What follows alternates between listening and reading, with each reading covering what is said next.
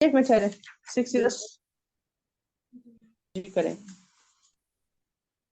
नहमदुहु व नसल्ली व नसल्लिमु अला रसूलिल करीम अम्मा बाद फ़अऊज़ु बिल्लाहि मिनश शैतानिर रजीम बिस्मिल्लाहिर रहमानिर रहीम।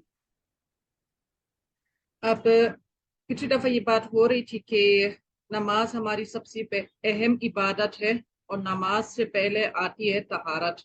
इसलिए यहाँ पर किताब के अंदर इन्होंने इबादत से जहाँ बाप बांधा है वहां पे सबसे पहले सफाई सुथराई से मुतालिक जितने भी पॉइंट्स है बयान कर दिया। अच्छा, किताब की तरतीब कैसी है कि जहां वजू का बयान हेडिंग डली हुई है वहां पर हजरत हकीमुल उम्मत पहले पूरा तरीका वजू बता देते हैं, जिस तरह हम में से अक्सर माशाल्लाह वजू कर लेते हैं। तो इस तरीके को बयान करने के बाद ये आते हैं मसाइल पर, क्योंकि जो हमारा वजू होता है, जिस तरीके से हम आमतौर पे वजू करते हैं, इसमें एक मजमुआ होता है। कुछ चीजें फर्ज होते हैं, यानी ऐसे होते हैं कि इनके बगैर किसी भी हाल में हमारा वजू मुकम्मल नहीं होगा। कुछ चीजें सुन्नत होती है और कुछ चीजें मुस्तहब होती है। लेकिन इन तफसील जाने से पहले इन्होंने पूरा मुकम्मल तरीका बता दिया। लिखते हैं, वजू करने वाली को चाहिए कि वजू करते वक्त किबला की तरफ मुंह करके किसी ऊंची जगह पे बैठे कि छींटे उड़कर ऊपर ना पड़े, और वजू करते वक्त बिस्मिल्लाह का है, और सबसे पहले 3 दफा कतों तक हाथ धोए, फिर 3 दफा कुली करे, मिसवाक करे। अगर मिसवाक ना हो तो किसी मोटे कपड़े या सिर्फ उंगली से अपनी दांत साफ कर ले कि सब मैल कुचैल जाता रहे। और अगर रोजेदार ना हो तो गरगरा करके अच्छी तरह सारे मुंह में पानी पहुंचा दे, और अगर रोजा हो तो गरगरा ना करे कि शायद कुछ पानी हलक में चला जाए।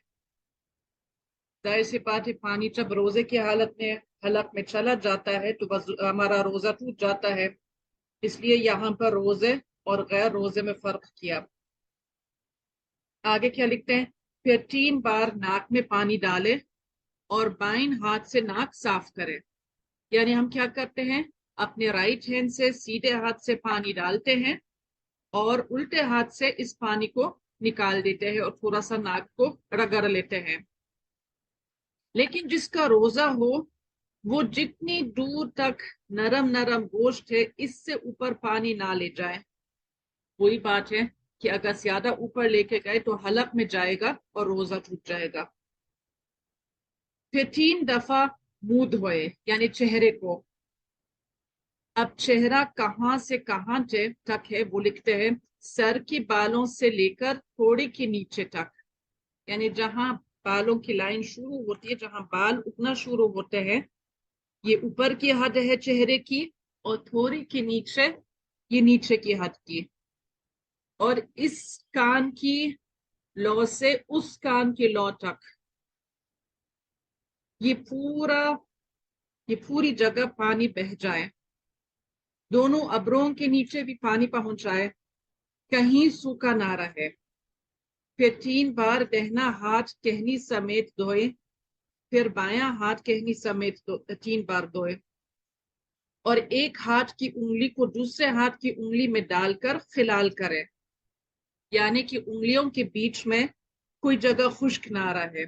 और जहां हमारी उंगलियों की जोड़ है वहां की खाल को भी अच्छी तरह मले। अक्सर सर्दियों में ये स्किन बहुत खुश्क हो जाती है, पानी नहीं पहुंच पाता। और अंगूठी, चला, चूड़ी, जो कुछ हाथ में पहने हो इसको हिला ले कि कहीं सूखा ना रह जाए। फिर 1 मरतबा सारे सर का मसह करें, फिर कान का मसह करें। कान का मसह कैसे होता है, अंदर की तरफ का कलमा की उंगली से, यानी जो कान का सुराख है इसके अंदर हम अपनी शहादत की उंगली को डालें और कान की ऊपर की तरफ से अंगूठे से मसह करें। फिर उंगलियों की पुष्ट की तरफ से गर्दन का मसह करें, लेकिन गला का मसह ना करें कि ये बुरा है।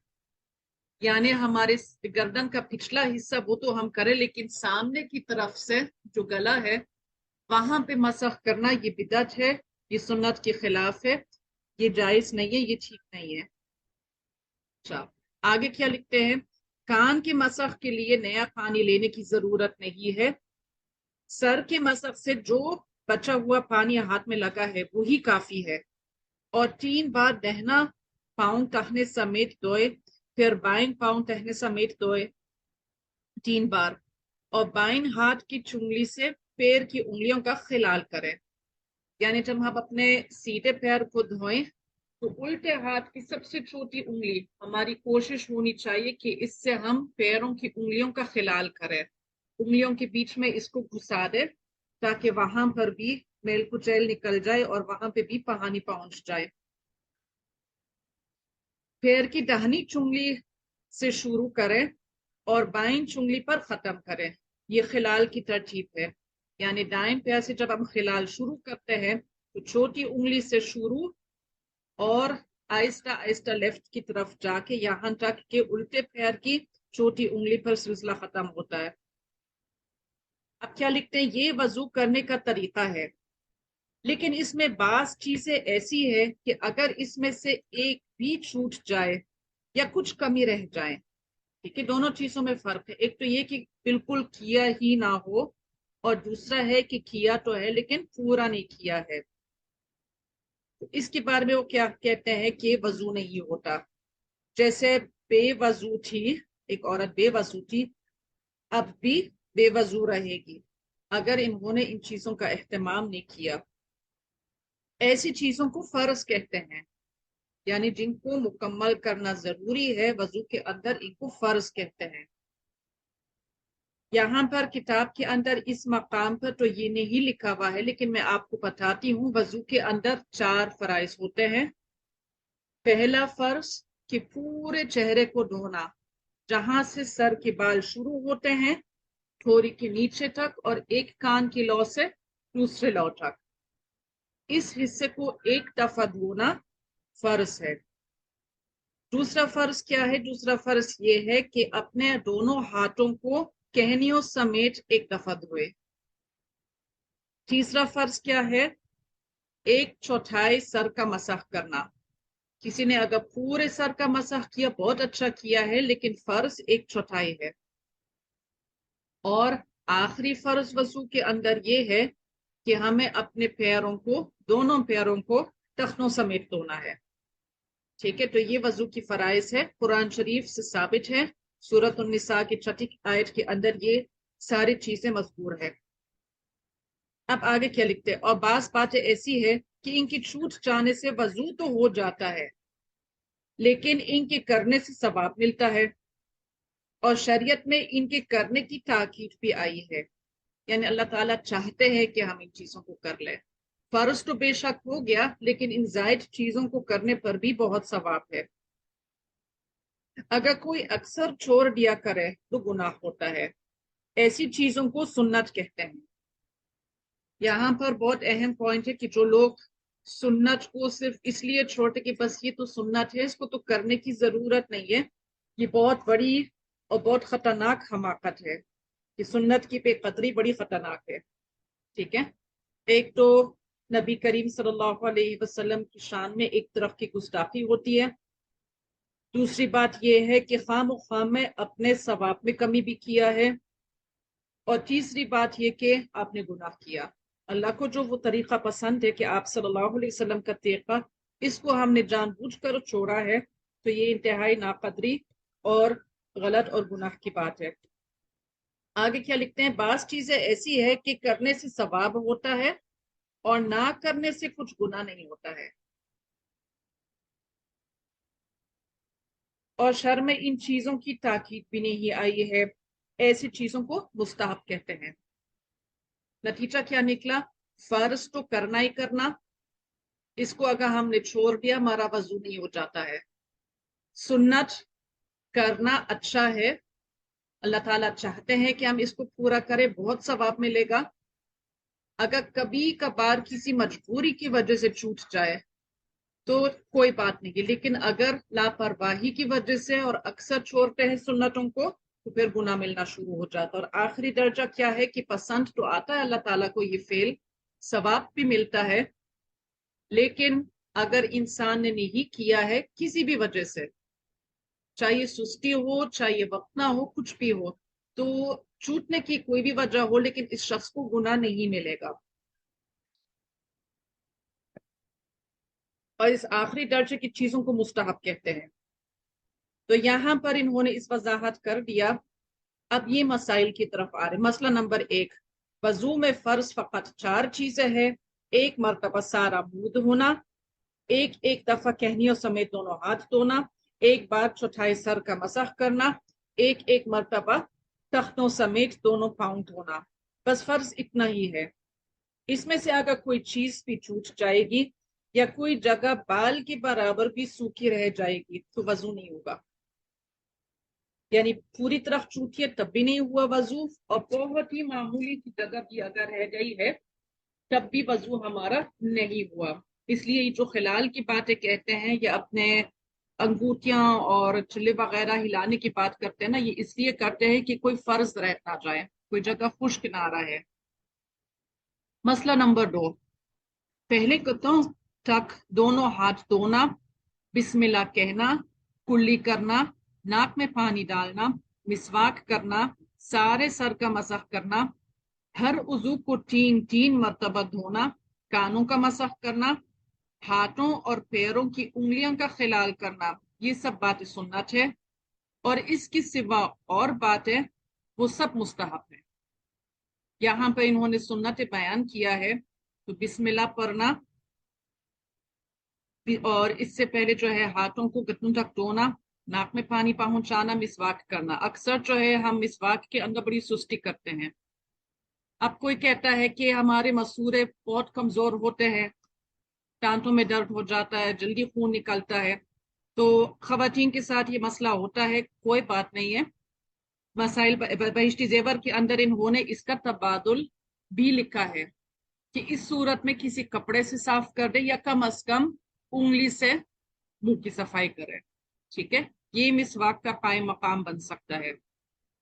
اگر کوئی واقعی کسی عذر کی وجہ سے نہیں کر پاتا ہے تو کم از کم انگلی تو پھیرے اپنے منہ کے اندر، اور جو مسواک کر سکتا ہے وہ ضرور بھی ضرور اس کا اہتمام کرے. ٹوتھ برش، ٹوتھ پیسٹ جتنا بھی خوشبودار اور جتنا بھی اچھا اس کا ذائقہ ہو، کبھی اس کا بدل نہیں بن سکتے. ہر عضو کو 3 دفعہ دھونا سنت ہے. فرض کے اندر صرف 1 دفعہ دھویا جاتا، لیکن 3 دفعہ تک دھونا نبی کریم صلی اللہ علیہ وسلم کی سنت ہے. کانوں کا مسح اور پیروں اور ہاتھوں کی انگلیاں کا خلال کرنا، ٹھیک ہے، یہ بھی سنت ہے. مسئلہ نمبر 3 بھی پڑھ لیتے ہیں. جب یہ 4 عضو جن کا دھونا فرض ہے دھل جائیں گے تو وضو ہو جائے گا، چاہے وضو کا قصد ہو یا نہ ہو. یعنی قصد سے مراد نیت. ایک شخص ویسے ہی کہیں باہر تھا، پانی میں بھیگ گیا، اور اتفاق سے اس کا منہ بھی دھلا ہے، اس کا سر بھی گیلا ہو گیا ہے، اتفاق سے جتنے بازو گیلے ہونے تھے، یعنی ہاتھ سے لے کر کہنی تک یہ سب کچھ گیلا ہو گیا، پیر بھی خوب بھیگے ہیں. تو اگرچہ اس کا کوئی ارادہ نہیں تھا وضو کرنے کا، لیکن اس صورت میں کیا ہوا، اس کا وضو ہو جائے گا. یا کوئی شخص نہانے کے لیے چلے جاتا ہے، پورا کا پورا بھیگ جاتا ہے اوپر سے نیچے تک، تب بھی یہ وضو میں آ گیا. ٹھیک ہے، وضو کے اندر نیت کرنا اچھی بات ہے، مستحب ہے، پسندیدہ ہے، لیکن فرض نہیں ہے. تو اگر کسی نے نیت نہیں کی لیکن یہ سب کچھ دھویا ہے تو وہ اصولاً نماز پڑھ سکتا ہے. آگے کیا لکھتے ہیں کہ وضو کا قصد ہو یا نہ ہو، جیسے کوئی نہاتے وقت سارے بدن پر پانی بہا لے اور وضو نہ کرے، یا حوض میں گر پڑے، یا پانی برستے میں باہر کھڑی ہو جائے اور وضو کی یہ اعضاء دھل جائیں تو وضو ہو جائے گا، لیکن ثواب وضو کا نہیں ملے گا. کیونکہ ثواب کب ملتا ہے؟ ثواب اس وقت ملتا ہے جب نیت بھی ہو.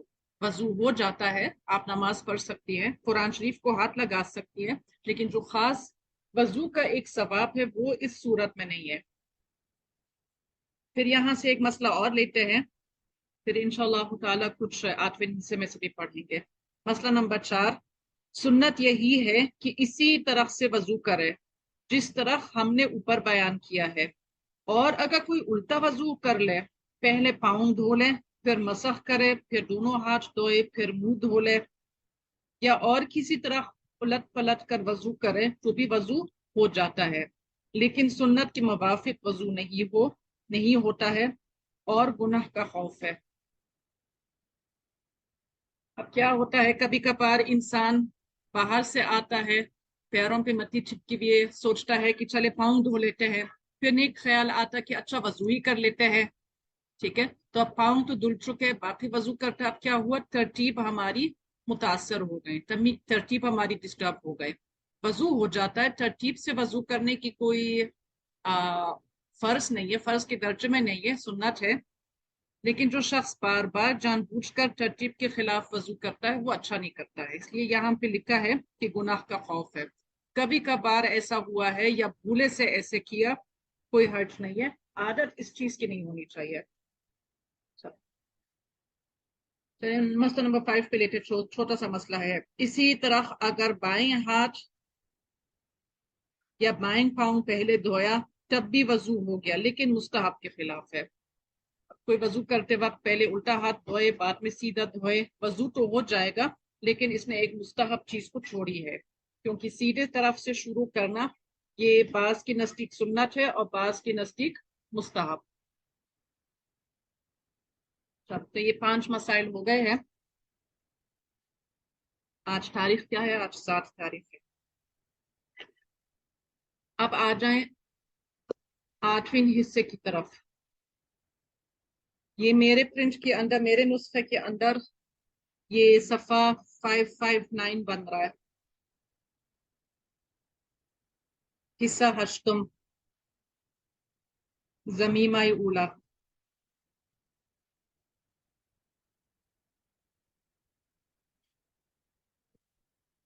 جب مل جائے تو مجھے بتا دے۔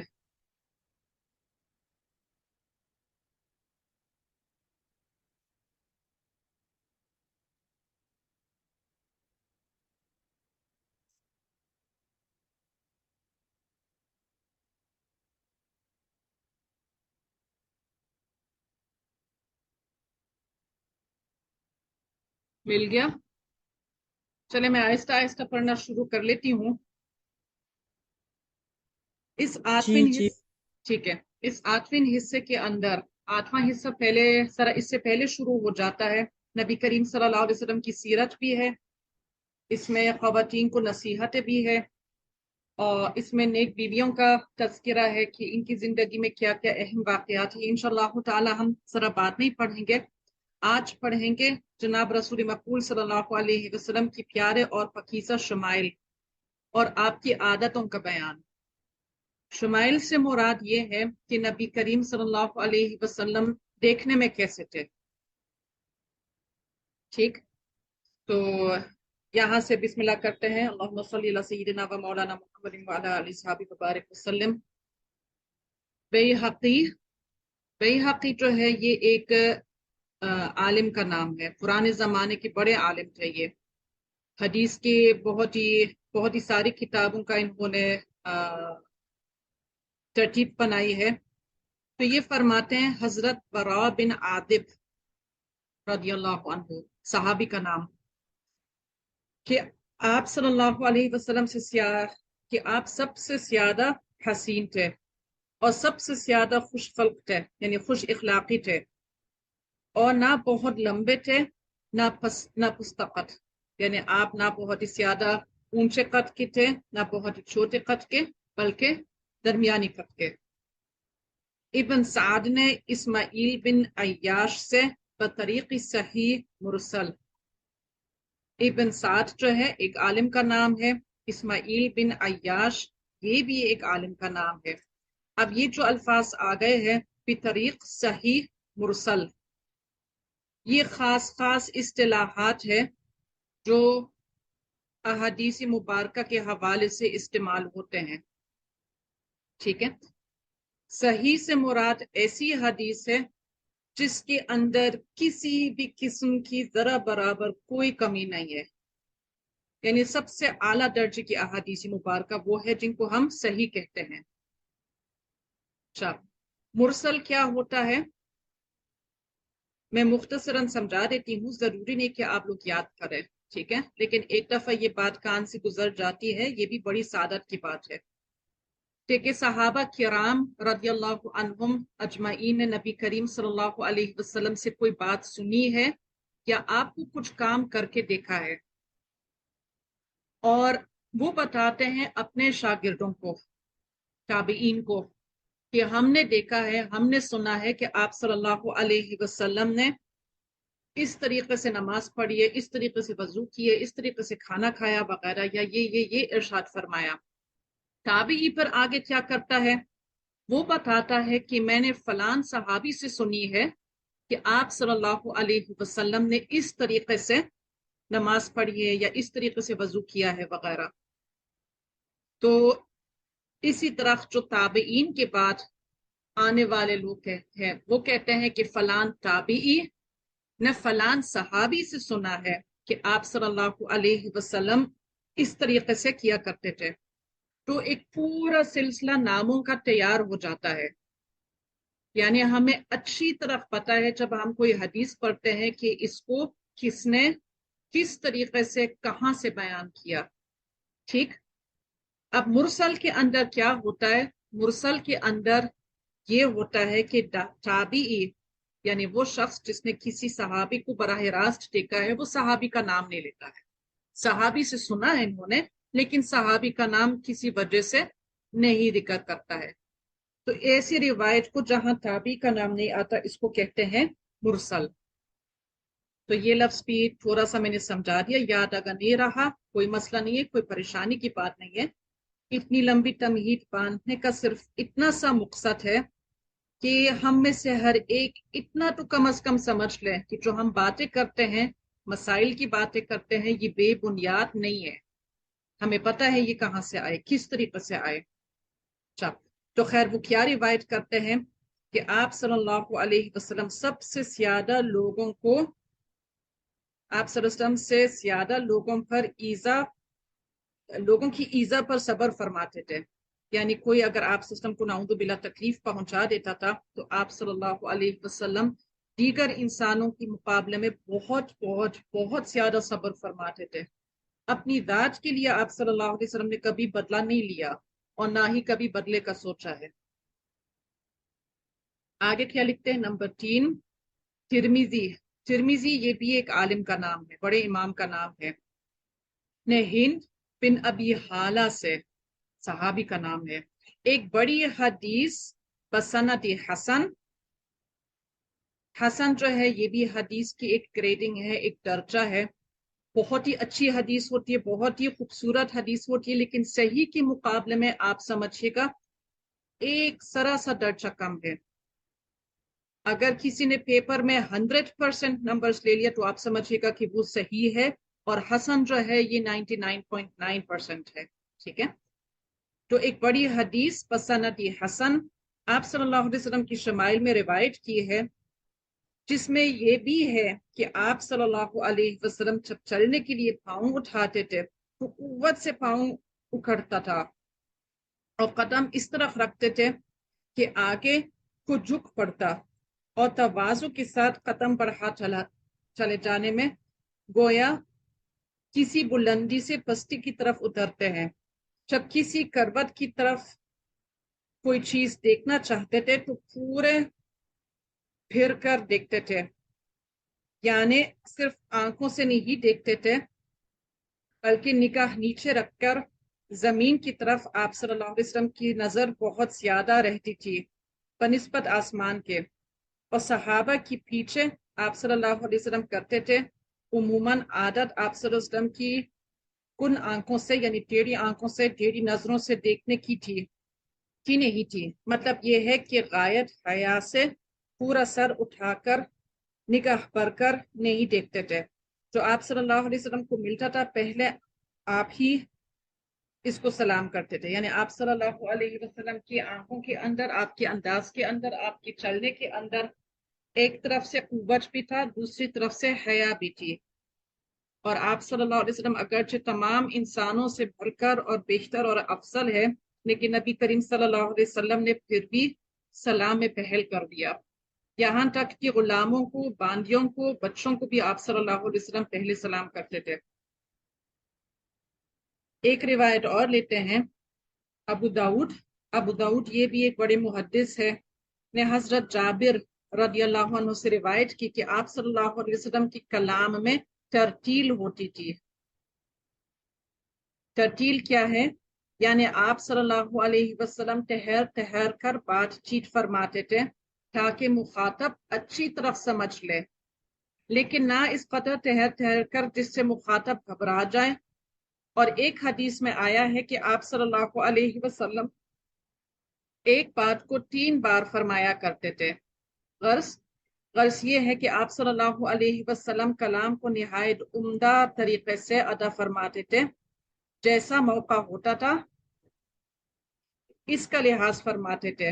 بعض مخاطب خوش فہم اور جلدی سمجھنے والے ہوتے ہیں، وہاں پر ایک بات کو چند بار لوٹانا نامناسب ہے، اور بعض مخاطب دیر میں بات سمجھتے ہیں، ان کو کئی بار سنانا مناسب ہوتا ہے۔ اور جہاں ہر قسم کے لوگ ہوں وہاں 3 بار بات کو لٹانا مناسب ہے، اس لیے کہ بعض اعلیٰ درجے کی فہم ہوتے ہیں، وہ اول ہی دفعہ سمجھ لیں گے، اور بعض اوسط درجے کی سمجھ رکھتے ہیں، وہ دوبارہ میں سمجھ لیں گے، اور بعض سرغبی ہوتے ہیں، وہ 3 بار بخوبی سمجھ لیں گے۔ اور اگر کہیں اس کی مقدار سے بھی زیادہ حاجت ہو تو خوش اخلاقی کی بات یہ ہے کہ اس سے بھی دریغ نہ کریں۔ خوب سمجھ لو اصل تو یہ ہے کہ خوش اخلاقی اور قواعد کی پابندی کا اعلیٰ مرتبہ جناب رسول مقبول صلی اللہ علیہ وسلم کو عطا ہوا، کسی کو پہلے میسر ہوا اور نہ ہی آئندہ میسر ہوگا، اور باوجود قواعد انتظامیہ کی پابندی کے خوش اخلاقی کا برتاؤ بہت ہی بڑا کمال ہے۔ اور حضور صلی اللہ علیہ وسلم کی عادت مبارکہ یہ تھی کہ آپ صلی اللہ علیہ وسلم اس کام میں جس کو خود انجام دیتے تھے خوب اچھی طرح قواعد کی پابندی فرماتے تھے، اور دوسروں سے جو ان امور میں غلطی اور کوتاہی ہوتی تھی جو زجر یعنی ڈانٹ ٹپٹ نہ فرماتے تھے، ہاں ان کی اصلاح کی غرض سے باقاعدہ اور نرمی سے نصیحت فرما دیتے تھے۔ یہی طریقہ متبعین سنت یعنی سنت پہ چلنے والوں کو اختیار کرنا چاہیے کہ قواعد انتظامیہ کی پابندی اور خوش اخلاقی کی عادت اختیار کریں، دوسروں کو بھی رغبت دلا دیں، مگر محض اپنے نفس اور غضب کی شفا کے لیے دوسروں کو کوتاہی کی گرفت نہ کریں۔ ہاں ان کی اصلاح کی غرض سے اگر ضرورت ہو تو سختی بھی محمود ہے۔ خوب سمجھ لیں۔ اب کیونکہ یہ کتاب پوری پرانی ہے اور حضرت حکیم الامت بہت ہی علمی شخصیت ہے، ٹھیک ہے، اس لیے ہو سکتا ہے کہ یہ عبارت پڑھنے میں اتنا لمبا جملہ پڑھنے میں تھوڑی سی سمجھنے میں مشکل ہو۔ حضرت یہاں پر اتنا لکھتے ہیں کہ نبی کریم صلی اللہ علیہ وسلم نے سب لوگوں کا لحاظ رکھا ہے، بات کرتے تھے تو اس طریقے سے آپ کی گفتگو کا انداز تھا کہ چاہے ذہین شخص ہو، درمیانی درجے کا شخص ہو، یا ذرا سمجھنے کی اعتبار سے سلو شخص ہو، ٹھیک ہے، کہ اس کو اچھی طرح سمجھ میں آ جائے۔ اور جہاں کوئی بالکل ہی سیدھے سادے مزاج کا بندہ تھا یا بندی جس کو 3 دفعہ کی بات بھی سمجھ میں نہیں آئے، وہاں پر مزید بھی سمجھانے کو تیار تھے۔ اس کے بعد ہم لوگوں کے لیے نصیحت ہے کہ دیکھو آپ صلی اللہ علیہ وسلم کی طریقے ہم سب کے لیے سب سے عمدہ، سب سے بہترین ہے، ہمیں بھی اس بات کا خیال رکھنا چاہیے کہ بے شک قاعدہ، قواعد، بڑوں کا ادب، چھوٹوں کا لحاظ وغیرہ یہ اپنی جگہ پہ، لیکن کبھی کبھار جب ضرورت ہوتی ہے ان چیزوں کو چھوڑنا بھی چاہیے، ٹھیک۔ اگر کسی کو ایکسٹرا بات، ایکسٹرا سمجھانے کی، ایکسٹرا وقت کی ضرورت ہے تو پھر ہمیں بھی پیچھے نہیں رہنا چاہیے، غصہ نہیں کرنا چاہیے کہ ابھی تو میں نے بتا دیا، ابھی تو میں نے سمجھا دیا، پھر نہیں سمجھے ہو، ٹھیک، بلکہ پیار محبت سے، طریقے سلیقے سے ایک دفعہ اور اپنی بات کو سمجھائیں، خام و خام کی سختی نہیں کریں۔ خواتین میں اکثر یہ بات پائی جاتی نا کہ غصہ کسی پر آتا ہے اور نکلتا کسی اور پر، عام طور پہ اپنے چھوٹوں پر نکلتا ہے، غصہ کسی بڑے کا ہے اور نکلتا کہاں؟ چھوٹوں پر، ٹھیک ہے۔ تو یہ طریقہ یہاں پر سخت ناپسندیدہ انہوں نے لکھا ہے کہ ایسا نہ ہو کہ محض اپنی نفس اور اپنی غضب کی شفا کے لیے، اپنے غضب کی شفا کے لیے، یعنی اپنے نفس کی خواہش کو پورا کرنے کے لیے، اپنے غصہ کو نکالنے کے لیے کسی نے سخت بات کی، یہ بہت غلط ہے۔ ہاں سختی کی ضرورت ہے، واقعی کوئی غلطی کی ہے کسی نے تو مناسب طریقے سے مناسب انداز میں اس کی اصلاح کر لے، اور محض اپنے براز کو نکالنے کے لیے غصہ کرنا بہت خطرناک ہے، وہاں پر بچنے کی ضرورت ہے۔ ایک لائن اور لیتے ہیں۔ ابو داود نے حضرت عائشہ رضی اللہ عنہا سے بسند صحیح روایت کی کہ جناب رسول مقبول صلی اللہ علیہ وسلم کا کلام جدا جدا ہوتا تھا، جو شخص اس کو سنتا سمجھ لیتا، یعنی آپ سسٹم ایک ایک لفظ کو صاف صاف ادا کرتے تھے، الفاظ اور جملوں کے درمیان ایک مناسب وقف ہوا کرتا تھا، اور ایسا نہیں تھا کہ آپ بولتے وقت منہ کو پوری طرح نہیں کھولتے تھے کہ سامنے والے کو نہیں سمجھ میں آتا ہے۔ یہاں پر بھی ہمیں خیال رکھنا چاہیے کہ ہمارا بولنے کا انداز بالکل واضح ہو۔ ٹھیک، آپ صلی اللہ علیہ وسلم کی سنت یہی ہے۔ کچھ لوگ بالکل ہی منہ کے اندر ہی بات کرتے ہیں، کچھ سمجھ میں نہیں آ رہا، کچھ لوگ کہیں گے واہ واہ واہ، کچھ سمجھ میں آ گیا، نہیں سمجھ میں آ گیا، تو کچھ لوگ بولتے ہی ایسے۔ اس چیز کا علاج کرنا چاہیے، پورا منہ کھولیں، آہستہ آہستہ آرام آرام سے بولیں کہ الفاظ جدا ہوں اور سامنے والے کو، سننے والے کو کسی قسم کی کوئی دقت نہ ہو۔ بس اتنا کافی ہے۔ اب انشاءاللہ تعالی ہم اگلے بدھ کو وضو کو بھی آگے بڑھائیں گے اور آپ صلی اللہ علیہ وسلم کے شمائل کو بھی آگے بڑھا دیں گے۔ السلام علیکم ورحمۃ اللہ وبرکاتہ۔